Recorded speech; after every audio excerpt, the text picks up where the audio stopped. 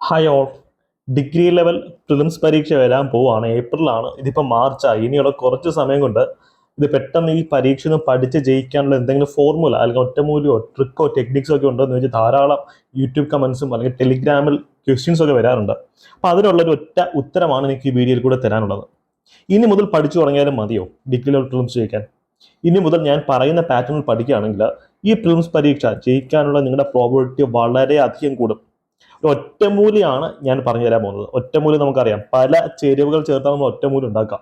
നമുക്ക് ആദ്യമേ ഇതിന്റെ ചേരുവകൾ, നിങ്ങൾ മിസ് ഔട്ട് ചെയ്തുകൂടാത്ത ചില പ്രധാനപ്പെട്ട കാര്യങ്ങൾ എന്തൊക്കെയാണെന്ന് ഞാനൊന്ന് പറഞ്ഞുതരാം. അതിനുശേഷം അത് നമുക്ക് എങ്ങനെയാണ് പ്രാവർത്തികമാക്കാൻ പറ്റുന്നത് നോക്കാം. എഗെയിൻ വീഡിയോ സ്കിപ്പ് ചെയ്ത് പൂർണ്ണമായി കാണാൻ ശ്രമിക്കുക. നിങ്ങൾക്ക് ഈ വീഡിയോയിലെ ടെക്നിക്സ് നിങ്ങൾ യൂസ് ചെയ്യുകയാണെങ്കിൽ മിനിമം ഒരു 5-10 മാർക്ക് നിങ്ങൾക്ക് എക്സ്ട്രാ കിട്ടുന്നതായിരിക്കും. ഓക്കെ, അപ്പം ക്ലാസ് നോട്ടുകൾ നമ്മൾ ടെലിഗ്രാം ചാനലിൽ തരുന്നതായിരിക്കും. ടെലിഗ്രാം ചാനൽ ലിങ്ക് കമന്റ് സെക്ഷനിൽ കാണും. ലിങ്ക് വർക്ക് ആയില്ലെങ്കിൽ നിങ്ങൾക്ക് ടെലിഗ്രാമിൽ അനധി വ്ളോഗ്സ് എന്ന് സെർച്ച് ചെയ്താൽ മതി. ഡെയിലി മോക്ക് ടെസ്റ്റുകളും മെന്റർഷിപ്പും ഒക്കെ നിങ്ങൾക്ക് കിട്ടാനായിട്ട് നിങ്ങൾക്ക് എന്ത് ചെയ്യാം, ടെലിഗ്രാം ചാനലിലേക്ക് വരാം. കംപ്ലീറ്റ്ലി ഫ്രീ ആയിരിക്കും. നമുക്ക് ഒരുമിച്ചിരുന്ന് പഠിക്കാൻ പറ്റിയ ഒരു എക്കോസിസ്റ്റം ആയിരിക്കും അത്. ഓക്കെ, അപ്പോൾ കമ്മിങ് ടു ദ ടോപ്പിക്, ഇതാണ് നിങ്ങൾ മനസ്സിലാക്കേണ്ടുന്ന പ്രധാനപ്പെട്ട ഒരു കാര്യം. എന്താ? The more you sweat in peace the less U bleed in വാർ. നമ്മൾ ഇപ്പം സമാധാന കാലഘട്ടത്തിൽ നന്നായിട്ട് പരിശീലനം നടത്തി നന്നായിട്ട് വിയർത്ത് അധ്വാനിച്ചു കഴിഞ്ഞാൽ യുദ്ധത്തിന്റെ സമയത്ത് അതിൽ കുറച്ച് ബ്ലീഡ് ചെയ്താൽ മതി, രക്തം ചൊരിച്ചാൽ മതി എന്നാണ് പറയുന്നത്. ഇത് പീസ്ഫുൾ പീരീഡാണ്. ഈ പീരീഡിൽ നിങ്ങൾ എങ്ങനെയാണ് യുദ്ധത്തിന് വേണ്ടി തയ്യാറാകേണ്ടത്? യഥാർത്ഥ യുദ്ധം എന്ന് വെച്ച് കഴിഞ്ഞാൽ നമ്മുടെ പ്രിലിംസ് പരീക്ഷയാണ്. ഏറ്റവും കൂടുതൽ ആൾക്കാർ ഔട്ട് ആവുന്ന സ്റ്റേജ് അതാണ്. എങ്ങനെയാണ് നിങ്ങൾ അതിനു വേണ്ടി തയ്യാറാകേണ്ടത്? നമ്മുടെ ഒറ്റമൂലിയുടെ ആദ്യത്തെ ചേരുവ കോൺഫിഡൻസ് ആണ്, നിങ്ങളുടെ ആത്മവിശ്വാസമാണ്. നിങ്ങൾ ആത്മവിശ്വാസത്തിന് പകരം വെക്കാനായിട്ട് മറ്റൊരു സംഭവം ഇതുവരെ ലോകത്ത് ഉണ്ടായിട്ടില്ല. സോ കോൺഫിഡൻസ് എന്ന് വെച്ച് കഴിഞ്ഞാൽ എന്തായിരിക്കണം? നിങ്ങൾ പഠിച്ച കാര്യങ്ങൾ അറ്റൻഡ് ചെയ്യും. കുറേ കാര്യങ്ങളൊക്കെ നമ്മൾ കോമൺ സെൻസ് കൊണ്ട് അറ്റൻഡ് ചെയ്യുന്നുണ്ട്. ഈ കോൺഫിഡൻസ് കൂടിയുള്ള പ്രധാനപ്പെട്ട ഗുണം നമ്മുടെ സ്ട്രെസ് കുറയും എന്നുള്ളതാണ്. നിങ്ങൾ സ്ട്രെസ് കുറഞ്ഞിരിക്കുകയാണെങ്കിൽ നിങ്ങൾക്ക് ഞാൻ ഈ പറയുന്ന ടെക്നിക്ക് യൂസ് ചെയ്യാൻ പറ്റും. സോ നിങ്ങൾ കോൺഫിഡൻസും ഈ പരീക്ഷയിൽ വിലയിരുത്തപ്പെടുന്നുണ്ട്. ഒരു ബ്യൂറോക്രാറ്റിന് ആത്മവിശ്വാസം ഉണ്ടോ എന്നും ഈ ചോദ്യം ഇട്ട ആള് നോക്കുന്നുണ്ട്. അപ്പൊ നിങ്ങൾക്ക് ഉണ്ടെന്ന് പ്രൂവ് ചെയ്ത് കൊടുക്കും. ഈ ചോദ്യം നമുക്ക് നോക്കാം ഇതെങ്ങനെ സോൾവ് ചെയ്യാൻ പറ്റുന്നത്. കൺസ്യൂമർ പ്രൊട്ടക്ഷൻ ആക്ട്, ഇത് കഴിഞ്ഞ യൂണിവേഴ്സിറ്റി അസിസ്റ്റന്റ് പ്രിലിംസിലെ ചോദ്യമാണ്. സിവിക്സിൽ ഈ പ്രിലിംസിലും ഈ ടോപ്പിക്ക് നമുക്ക് വരുന്നുണ്ട്. Consumer protection act 2019.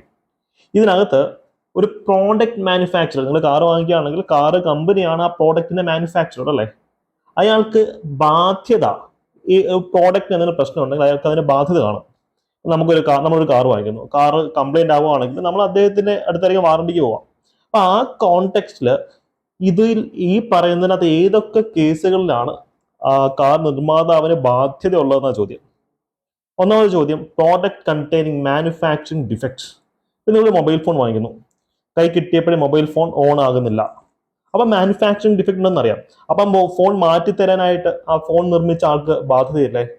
നിങ്ങൾ കോമൺ സെൻസ് വെച്ചും നിങ്ങൾ ഡെയിലി ജീവിതത്തിലെ കാര്യങ്ങൾ വെച്ചിട്ടും പത്രങ്ങൾ നമ്മൾ കാണാറുണ്ട്.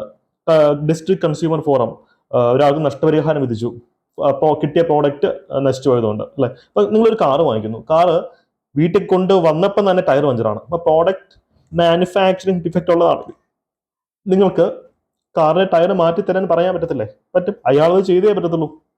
First statement is absolutely right. What about if the product is defective in design?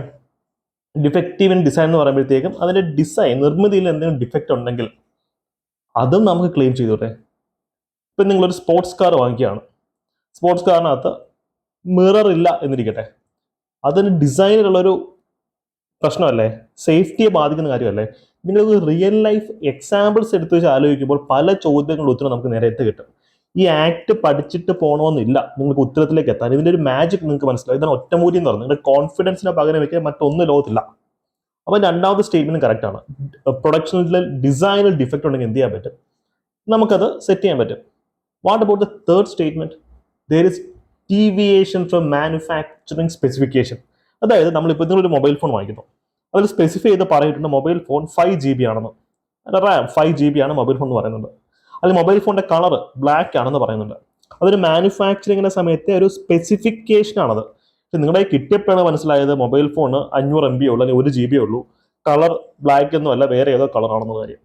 അപ്പൊ അവര് പറഞ്ഞ മാനുഫാക്ചറിങ് സ്പെസിഫിക്കേഷൻസിന് വിരുദ്ധമായിട്ടുള്ള പ്രോഡക്റ്റ് അല്ലേ നിങ്ങൾക്ക് കിട്ടിയത്. അപ്പൊ നിങ്ങൾക്ക് എന്തായാലും കേസ് കൊടുക്കാം അവർക്കെതിരായിട്ട്. ആ ബാധ്യത ആ പ്രോഡക്റ്റ് മാനുഫാക്ചർക്ക് ഉണ്ട്. അപ്പോൾ അതും കറക്റ്റ് സ്റ്റേറ്റ്മെന്റ് ആണ്. അപ്പോൾ നാലാമത്തെ സ്റ്റേറ്റ്മെന്റോ, product does not confirm to express warranty. Warranty period ഉണ്ടെങ്കിൽ വാറണ്ടി പീരീഡിന്റെ അകത്ത് എന്തെങ്കിലും കംപ്ലൈന്റ് വന്നു കഴിഞ്ഞാൽ അതിന് മാനുഫാക്ചർ ഉത്തരവാദിത്വം പറഞ്ഞേ പറ്റത്തുള്ളൂ. അപ്പൊ ഇതും കറക്റ്റ് സ്റ്റേറ്റ്മെന്റ് ആണ്. പലരും പറയുന്ന ഒരു കാര്യം, 4 സ്റ്റേറ്റ്മെന്റ് ക്വസ്റ്റ്യൻസ് വന്നു കഴിഞ്ഞാൽ 4 സ്റ്റേറ്റ്മെന്റും ഒരുമിച്ച് ഒരിക്കലും ശരിയാവില്ല, ഒരെണ്ണമെങ്കിലും തെറ്റായിരിക്കും പലരും പറയാറുണ്ട്. അത് നിങ്ങൾ അങ്ങനെ പഠിച്ചു വെക്കില്ല. നിങ്ങൾ എപ്പോഴും കോമൺ സെൻസ് വെച്ച് പഠിച്ചു വെക്കുക. ഈ കണ്ണടച്ച് കറക്കി കുത്തുന്ന പരിപാടി നിർത്തുക. നിങ്ങൾ കോൺഫിഡൻസ് വെച്ച്, കൺവിക്ഷൻ വെച്ച്, ഒരു ഇൻസ്റ്റിങ്ക്റ്റ് ആണ്, ഒരു ഉൾവിളി, അത് വെച്ചിട്ട് കറക്കി കുത്താം. ഇതിനൊക്കെ എസെൻഷ്യലി വരുന്ന പ്രാക്ടീസ് ആണ്. അതാണ് മറ്റൊരു ചേരുവ എന്ന് പറയുന്നത്. അതിനെപ്പറ്റി നമ്മൾ ഡിസ്കസ് ചെയ്യും. സോ നമ്മുടെ ചാനലിന്റെ ഫിലോസഫി തന്നെ എന്താണ്? KK+AP ആണ്. എന്താ KK?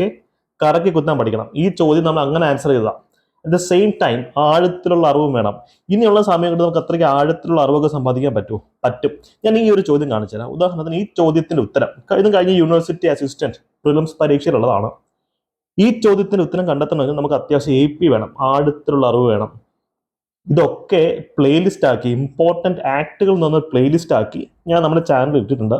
ഈ വീഡിയോയുടെ അവസാനം ഞാൻ ആ പ്ലേലിസ്റ്റ് ആഡ് ചെയ്യാം. അപ്പോൾ അത് കാണുമ്പോൾ നിങ്ങൾക്ക് അത് നോക്കി പഠിക്കാവുന്നതൊക്കെ ഇനിയുള്ള സമയം പഠിച്ചു തീർക്കാൻ പറ്റും. പക്ഷെ നമുക്ക് ഈ ചോദ്യത്തിൽ കൂടെ ഒന്ന് പോയി നോക്കിയാലോ. ഒന്നാമത്തെ സ്റ്റേറ്റ്മെന്റ് എന്താ? ചോദ്യം ഇത് കൂടുതൽ ശരിയായിട്ടുള്ള പ്രസ്താവനകൾ ഏതൊക്കെയെന്നുള്ളതാണ്.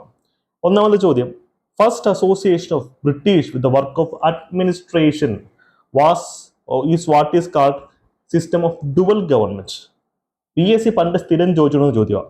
ബംഗാളിൽ ദ്വിഭരണം ഏർപ്പെടുത്തിയത് ആര്? Robert Clive. അപ്പം ഡുവൽ ഗവൺമെന്റ് ബംഗാളിൽ റോബർട്ട് ക്ലൈവ് കൊണ്ടുവന്നു എന്നുള്ളത് PSC സ്ഥിരം ചോദിക്കുന്ന ചോദ്യമാണ്. ഇതിനെ മനസ്സിലാക്കുക, ട്രീറ്റി ഓഫ് അലഹബാദിന് അണ്ടറിൽ കൊണ്ടുവന്ന ഈ ഡുവൽ ഗവൺമെന്റ് ആണ് ഇന്ത്യയിൽ ബ്രിട്ടീഷർ ആദ്യമായിട്ട് പരീക്ഷിക്കുന്ന അഡ്മിനിസ്ട്രേറ്റീവ് സിസ്റ്റങ്ങളിലൊന്ന്. അതുപോലെ തന്നെ ഫസ്റ്റ് സ്റ്റേറ്റ്മെന്റ് കറക്റ്റ്. അപ്പോൾ പഴയ ചോദ്യം തന്നെയാണ്, കുറച്ചും കൂടെ ആഴത്തിലിറങ്ങി പഠിക്കേണ്ടിയിരിക്കുന്നു. ബിക്കോസ് നമ്മൾ ലക്ഷ്മികാന്ത് കോൺസ്റ്റിറ്റ്യൂഷന്റെ ബുക്കായിട്ട് ലക്ഷ്മികാന്തിൽ തന്നെ നമ്മുടെ ഇന്നത്തെ കോൺസ്റ്റിറ്റ്യൂഷന്റെ എവല്യൂഷനെ പറ്റി ചർച്ച ചെയ്യുമ്പോൾ പോലും ആ അലഹബാദ് ട്രീറ്റിയെ പറ്റി പറയാറുണ്ട്. റോബർട്ട് ക്ലൈവ് ഷാലം II നമ്മൾ ഒപ്പിട്ട ട്രീറ്റി. അപ്പൊ രണ്ടാമത്തെ ചോദ്യമോ, ഇത് സ്ഥിരം PSC ചോദ്യമാണ്. എന്താ? സുപ്രീം കോർട്ട് ചീഫ് ജസ്റ്റിസായി ആദ്യം വരുന്ന ആര്? Sir Elijah ഇംഫെ. പക്ഷെ ഇനി മുതൽ കുറച്ചും കൂടെ ആഴത്തിൽ പഠിക്കണം.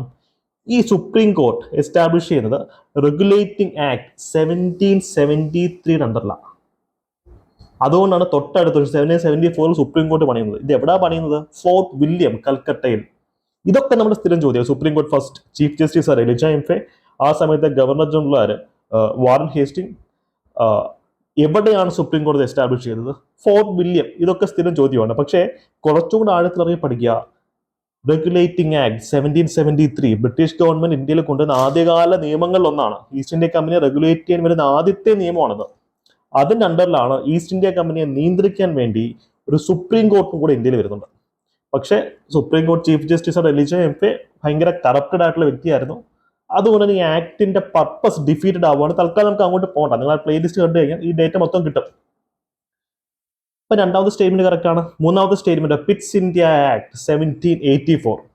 ഇത് കമ്പനിയുടെ ഹോം ഗവൺമെന്റിൽ പല മാറ്റങ്ങളും വരുത്തിയെന്ന് പറയുന്നത്. അതായത് ഈസ്റ്റ് ഇന്ത്യ കമ്പനി ബ്രിട്ടീഷ് കമ്പനിയാണ്, ഇന്ത്യയിലാണ് ഓപ്പറേറ്റ് ചെയ്യുന്നത്. പക്ഷേ ഹോം ഗവൺമെന്റ് എന്ന് വെച്ച് കഴിഞ്ഞാൽ സ്വന്തം രാജ്യത്തിലെ ഗവൺമെന്റ്. ബ്രിട്ടനിൽ അതിനെ സംബന്ധിച്ച് ചില മാറ്റങ്ങൾ വരുത്തി. നമ്മൾ പിറ്റ്സ് ഇന്ത്യ ആക്ട് ഒക്കെ ലക്ഷ്മികാന്തിൽ വളരെ എക്സ്റ്റെൻസീവ് ആയിട്ട് കൊടുത്തിട്ടുള്ള ഒരു പോർഷനാണ്. ബ്രിട്ടീഷ് പ്രൈം മിനിസ്റ്റർ ആയിട്ടുള്ള പിറ്റ് നമ്മുടെ ഈസ്റ്റ് ഇന്ത്യ കമ്പനി റെഗുലേറ്റ് ചെയ്യാൻ വേണ്ടി ക്രിയേറ്റ് ചെയ്ത ഒരു ആക്ട് ആണിത്. അപ്പൊ ഈ സ്റ്റേറ്റ്മെന്റ് കറക്റ്റ് ആണ്. ഇത് നമുക്ക് കറങ്ങി കുത്താൻ പറ്റത്തില്ല, കാര്യം അറിഞ്ഞിരിക്കണം. അപ്പം ഇതൊക്കെ എങ്ങനെയാണ് ഇനിയുള്ള സമയം കൊണ്ട് പഠിച്ചെടുക്കാന്നുള്ള ഉത്തരം ഞാൻ തൊട്ടടുത്ത സ്ലൈഡിൽ തരാം. ഫോർത്ത് സ്റ്റേറ്റ്മെന്റ് കറക്റ്റ് ആണ്. കാര്യം ഈസ്റ്റ് ഇന്ത്യ കമ്പനിയുടെ ട്രേഡ് മൊണോപ്പൊളി, ഇന്ത്യയുമായിട്ടുള്ള ട്രേഡ് മൊണോപ്പൊളി തകരുന്നത് 1813 ആക്ടിലാണ്. അപ്പൊ ഇതും കറക്റ്റാണ്. അപ്പൊ നിങ്ങൾ മനസ്സിലാക്കി, ഇനി മുതൽ നിങ്ങൾ ചെയ്യുന്ന പരിപാടി എന്താ? റിവിഷൻ നടത്തുക. എന്ത് റിവിഷൻ നടത്തണം? സിലബസ് 1 മുതൽ അവസാനം വരെ റിവിഷൻ നടത്താനുള്ള സമയമില്ല. ഹോട്ട് ടോപ്പിക്കുകൾ, ഇതുപോലെയുള്ള ഹോട്ട് ടോപ്പിക്കുകൾ PSC ഇനി ചോദിക്കാൻ സാധ്യതയുള്ളതും ഇതുവരെ PSC ഏറ്റവും അധികം ചോദ്യങ്ങൾ വന്നിട്ടുള്ള ഹോട്ട് ടോപ്പിക്കുകൾ വെച്ച് പഠിക്കാം. നിങ്ങൾ ഇപ്പൊ പഠിച്ചു തുടങ്ങുന്ന ഒരു വ്യക്തിയാണെങ്കിൽ പോലും ഈ ഹോട്ട് ടോപ്പിക്സ് ഫോക്കസ് ചെയ്ത് പഠിക്കുന്നതാണ് ഏറ്റവും സേഫ്. ഹോട്ട് ടോപ്പിക്സ് മാത്രമേ ചോദ്യങ്ങൾ വരുമെന്നല്ല ഞാൻ പറയുന്നത്. ഇനി നമുക്ക് അതിനുള്ള സമയമേ ഉള്ളൂ. സിലബസ് ഇത് നമ്മുടെ ലക്ഷ്യം എന്ന് വെച്ച് കഴിഞ്ഞാൽ പ്രിലിംസ് ജയിക്കാനുള്ള പ്രോബബിലിറ്റി, സാധ്യത കൂട്ടുക എന്നുള്ളതായിരിക്കണം. ഹോട്ട് ടോപ്പിക്കിന്റെ PDF ഞാൻ ടെലിഗ്രാം ചാനൽ ഇട്ടേക്കാം. നിങ്ങൾ ടെലിഗ്രാം ചാനലിൽ വന്നാൽ മതി. അവിടുന്ന് നിങ്ങൾക്ക് അത് ഡൗൺലോഡ് ചെയ്ത് പഠിക്കാൻ പറ്റും. ആ ടോപ്പിക്കുകൾ വെച്ച് ഞാൻ പഠിക്കാൻ ശ്രമിക്കാം. അപ്പൊ അതിന് മാത്രമേ ചോദ്യം വരത്തുള്ളൂ. ഒരിക്കലും നമുക്ക് അങ്ങനെ പറയാൻ പറ്റത്തില്ല. പക്ഷേ അത് വെച്ച് പഠിച്ചു കഴിഞ്ഞാൽ നിങ്ങൾക്ക് പ്രിലിംസ് പരീക്ഷ പാസ്സാവാനുള്ള പ്രോബബിലിറ്റി കൂടും. ഏറ്റവും പ്രധാനപ്പെട്ട ഏരിയാസ് ആണ് നമ്മൾ ഐഡന്റിഫൈ ചെയ്തിട്ടുള്ളത്. ഇനി അതിനുള്ള സമയം നമുക്ക് ഉള്ളൂ. അതാണ് അതിൻ്റെ ഒരു ക്രൈറ്റീരിയ എന്ന് പറയുന്നത്. അപ്പോൾ ഈ ഒറ്റമൂലിയിലെ ഏറ്റവും പ്രധാനപ്പെട്ട ഫാക്ടർ എന്ന് വെച്ച് കഴിഞ്ഞാൽ പ്രാക്ടീസ് ആണ്. പ്രാക്ടീസ്. നമ്മൾ ഇത്രയും പറഞ്ഞതൊക്കെ വേസ്റ്റ് ആണ് unless you start practising. Because everything boils down into that 1 hour 15 minutes. 1 മണിക്കൂർ 15 മിനിറ്റ് സമയം നിങ്ങൾ എക്സാം ഹോളിൽ എങ്ങനെ ഇരിക്കുന്നു, അതാണ് നിങ്ങളുടെ ജീവിതം നിശ്ചയിക്കുന്നത്. ഇത്രയും സമയം പഠിക്കുന്നു, ഞാൻ ഈ പറഞ്ഞ കാര്യങ്ങളൊക്കെ അതിന് റിസൾട്ട് നമുക്ക് കിട്ടുന്നത് എക്സാം ഹോളിലാണ്. 1 മണിക്കൂർ 15 മിനിറ്റ് സമയത്ത് അതിന് നിങ്ങൾ പ്രാക്ടീസ് ചെയ്യുക. മോക്ക് ടെസ്റ്റുകൾ എഴുതുക. ഇതിനെ പകരം വയ്ക്കാൻ മറ്റൊരു കാര്യമില്ല.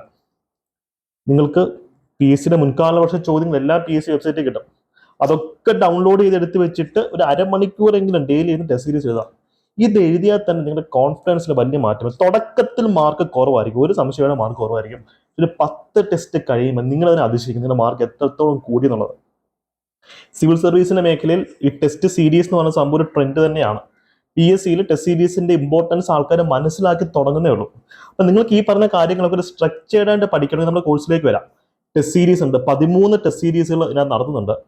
അതിന്റെ സൊല്യൂഷൻസിനകത്ത് ഈ പറഞ്ഞ ഹോട്ട് ടോപ്പിക്കിലെ പ്രധാനപ്പെട്ട പോർഷൻസ് എല്ലാം കവർ ചെയ്യുന്നുണ്ട്. നിങ്ങൾക്കൊരു ഈസി റിവിഷൻ ഇതുവഴി നടക്കും. അപ്പോൾ ഇനിയുള്ള നമ്മുടെ ലക്ഷ്യം എന്ന് വെച്ച് കഴിഞ്ഞാൽ റിവിഷൻ ആയിരിക്കണം. റിവിഷൻ ഓൾറെഡി പഠിച്ചു തന്നിട്ടുള്ള ആൾക്കാർ റിവിഷൻ നടത്താം, പഠിച്ചു തുടങ്ങുന്ന ആൾക്കാർ ഹോട്ട് ടോപ്പിക്സ് പഠിച്ചിട്ട് റിവിഷൻ നടത്താം. ഇതിനൊക്കെയുള്ള അഫോർഡബിൾ കോഴ്സുകൾ നമ്മളിപ്പോൾ റൺ ചെയ്യുന്നുണ്ട്. നിങ്ങൾക്ക് നമ്മുടെ കോൺടാക്ട് നമ്പറിലേക്ക് വിളിക്കുകയാണെങ്കിൽ കമന്റ് സെക്ഷനിൽ കോൺടാക്ട് നമ്പർ എടുത്തേക്കാം. അതിൽ കോൺടാക്ട് ചെയ്യുകയാണെങ്കിൽ ഇതിന്റെ ഫുൾ ഡീറ്റെയിൽസ് നമ്മുടെ മെന്റേഴ്സ് തന്നെ നിങ്ങൾക്ക് പറഞ്ഞുതരും. ഇനിയുള്ള സമയം ഓരോ സെക്കൻഡും വിലപ്പെട്ടതാണ്, നഷ്ടപ്പെടുത്താനില്ല. എക്സാം വരെ നിങ്ങൾക്ക് ലൈവ് റിവിഷൻ ക്ലാസ്സുകൾ കിട്ടുന്ന ഒരു വലിയൊരു പ്രോജക്റ്റാണിത്.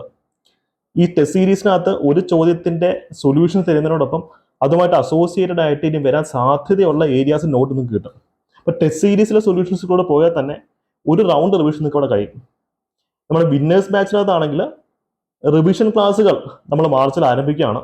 റിവിഷൻ ക്ലാസ്സുകൾ കൂടി ഈ സ്പെഷ്യൽ ടോപ്പിക്സ് അല്ലെങ്കിൽ ഹോട്ട് ആയിട്ടുള്ള ടോപ്പിക്സ്, സ്പെഷ്യൽ ടോപ്പിക്സ് അല്ല ഹോട്ട് ആയിട്ടുള്ള എക്സാമിന് വരാൻ ഏറ്റവും സാധ്യതയുള്ള ടോപ്പിക്സ് നിങ്ങളിലേക്ക് മാക്സിമം എക്സ്റ്റെൻസീവിൽ എത്തിക്കാനാണ് ശ്രമിക്കുന്നത്.